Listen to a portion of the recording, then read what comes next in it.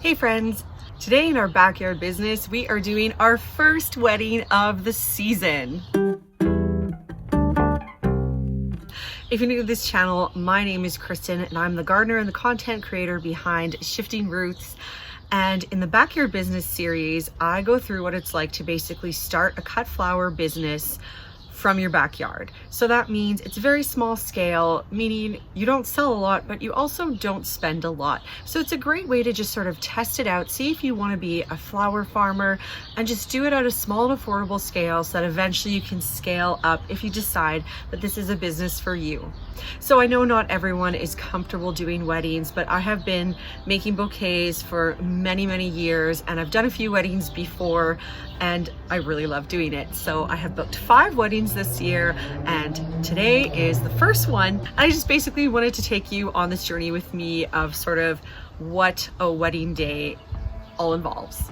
All right, let's go to it. And actually, so the journey doesn't start today, the day of the wedding. The journey actually started on Thursday, which was when I started cutting some of the stuff for the arrangements, just because we had a national holiday in Canada and just my own personal schedule. I knew that I wouldn't be able to cut everything the day of the wedding. It's always a good idea to do it at least the night before, have everything soak in. So I did some of my cutting on Thursday and then I did do a little bit of extra cutting just the day of the wedding. And it's a good thing I did, and you'll find out why.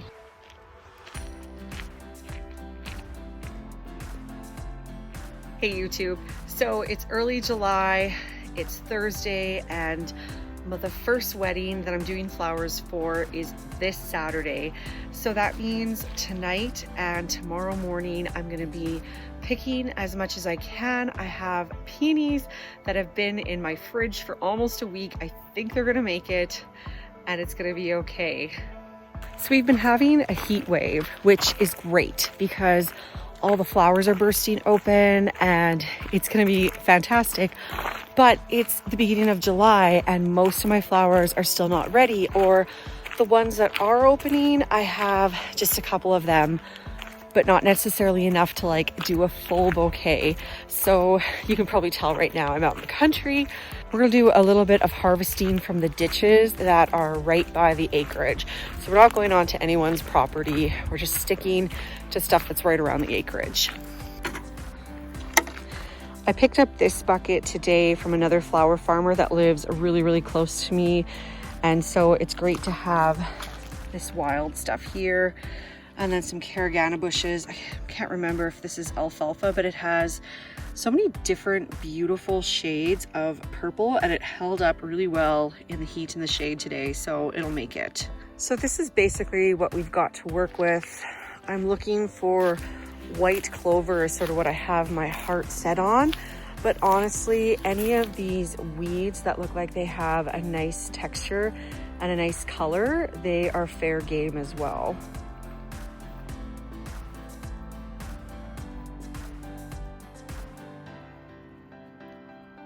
So this is ideally what I'm looking for.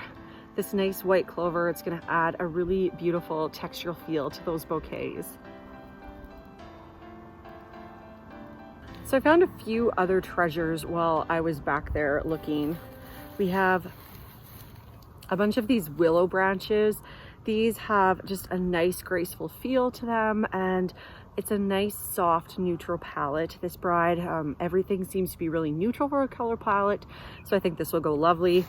And then this is actually a weed, but I think it has, again, a nice soft silvery color to it. I'm not going to take a ton of it. I don't want her bouquet to be filled with weeds, but I think she's really going to enjoy this texture. It's going to play nice.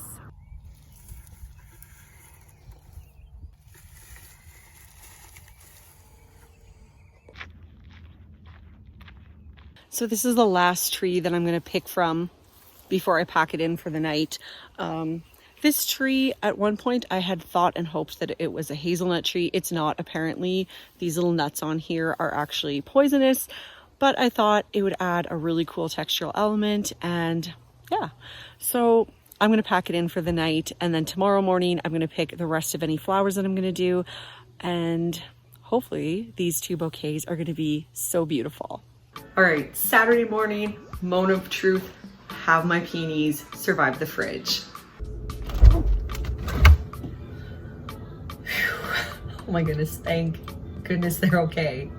So obviously I don't have a professional cooler or a cool bot or anything, but these peonies here have been cut last Sunday and they basically look the same as when I cut them. All I did was I changed their water occasionally and I recut their stems just to make sure they stay good, but oh, I'm so relieved. My pail of greenery has held up pretty well. All those flowers are looking great. Some of the greens, like this one here, are starting to wilt, so I won't be using those. And these ones here also didn't do nearly as good as I thought they would, but there's still lots of stuff to use here. Before I get making everything, let's just take a quick look around the yard, see if I have a little extra greenery, anything that would look good with those pink peonies. And you know what, if I don't use it, I'm still gonna cut it, and then I think I'll have a sale tomorrow because there's been a lot of blooming happening with this heat wave that we're having.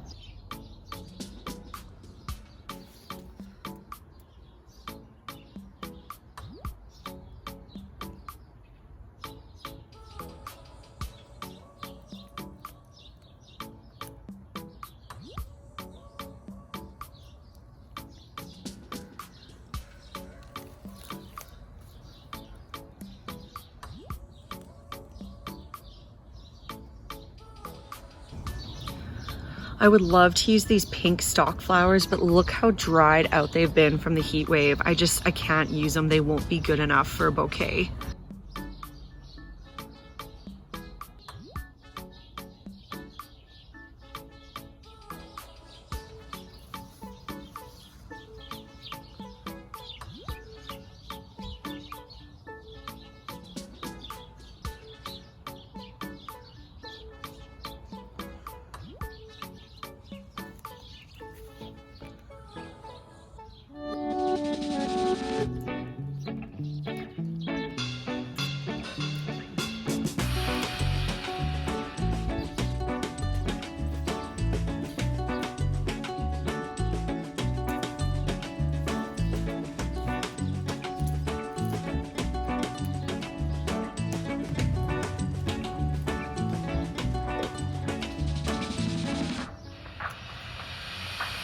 I think this will be beautiful.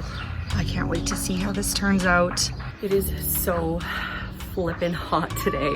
It's gonna be plus 31 degrees Celsius. I don't know what it is right now, but I'm already sweating absolute buckets. It is gonna be a challenge to keep these flowers fresh the entire wedding, so yikes.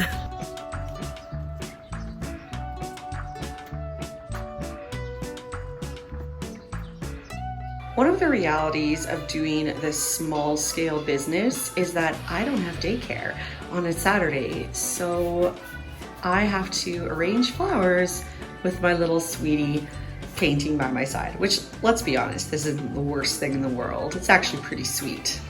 The bride just sent over yesterday some ribbons that are on her dress that she wants incorporated into the bouquet. And I gotta say, this was not the color palette I was expecting. So I'm looking at this. I'm looking at my flowers. Hi, sweetie. And I'm not exactly feeling what I've picked, so I think I'm gonna go back and pick up those zinnias instead. Aren't these super stunning? I think that's way more the vibe that those ribbons give me. I'm also a giant fan of these Pontiac bronze snaps, and not sad that these are now going to be in the arrangement.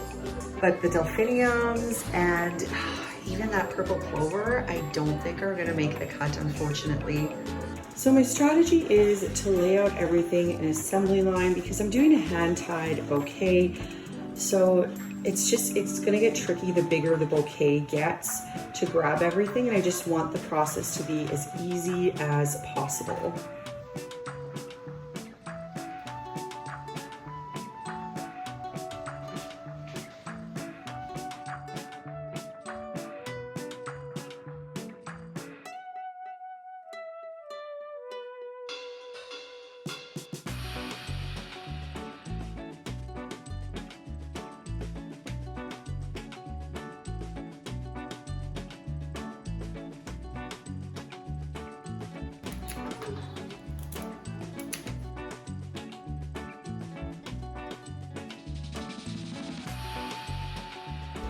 the bow is tied. Now to get this into the fridge and work on the bride's bouquet.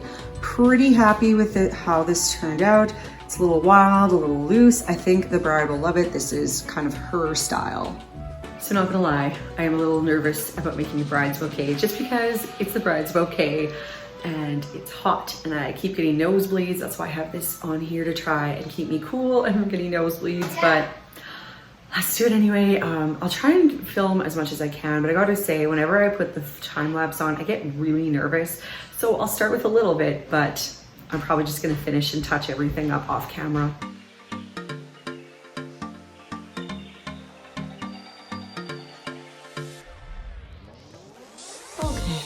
Here is the bride's arrangement. I was kind of going for a more modern oval heart shape, loose, free. I think she'll be happy with this. I really hope she is. Now let's get this guy into the fridge.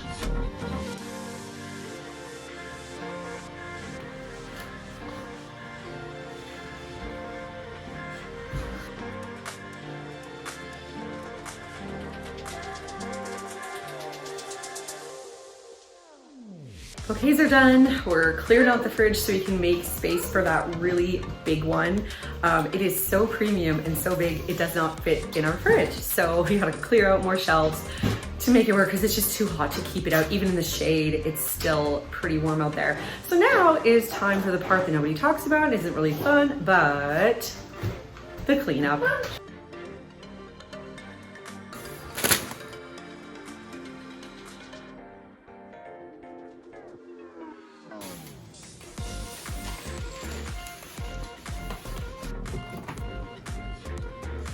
There, managed to squeeze them in, and there they will sit until it's time for drop off. Mommy?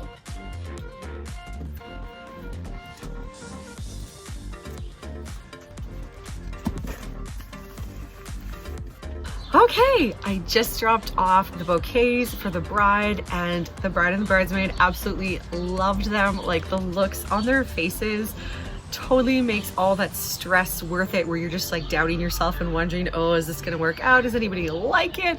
And it all turned out really well. I cannot wait until they send me pictures. So some things I definitely learned is that I didn't end up using everything that I picked, but at the same time, I still stand by my rule that you should always have way more flowers than you think you're gonna use, because a lot of times what happens is I go in making the arrangement with one plan and I come out with kind of a different arrangement.